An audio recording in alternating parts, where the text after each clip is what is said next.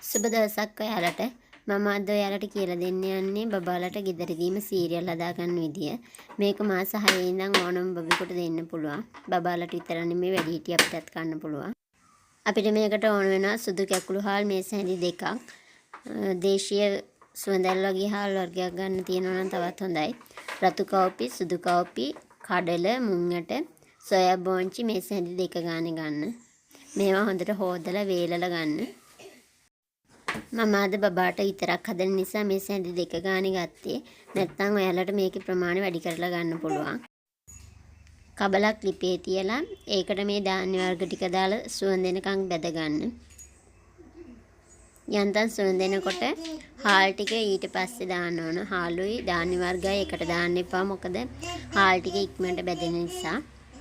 ධාන්‍ය ටික සුවඳෙනකන් බැදුනට පස්සේ හාල් ටික එකතු කරලා හාල් ටිකත් යන්තම් පාට වෙනකන් විතරක් බෙද ගන්න. යන්තම් ලා දුඹුරු පාට වුණාම ලිපෙන් බාලා ටිකක් නිවෙන්න තියන්න. මේ විදිහට බෙදගත්ත ධාන්‍ය ටික චුට්ටක් නිවෙන්න තියලා හොඳට ග්‍රයින්ඩ් කරගන්න ඕන. මේ තියෙන්නේ මම මේ විදිහට හදාගත්ත සීරියල් එක. මේක අපිට බබාට බෙරිබත් එකට දාන්න පුළුවන්. අග්ගලා විදිහට හදලා දෙන්න පුළුවන්. තලපු විදිහට හදලා දෙන්න පුළුවන්. සීරියල් කැඳ හදලා දෙන්න පුළුවන්. මේක මේ වගේ වීදුරු බෝතලයක දාලා ශීතකරණයේ සති දෙකක් තියාගන්න පුළුවන්. අපිට තව මේක පෑන් කේක් වලට රොටි වලට එහෙම දාලා හදන්නත් පුළුවන්.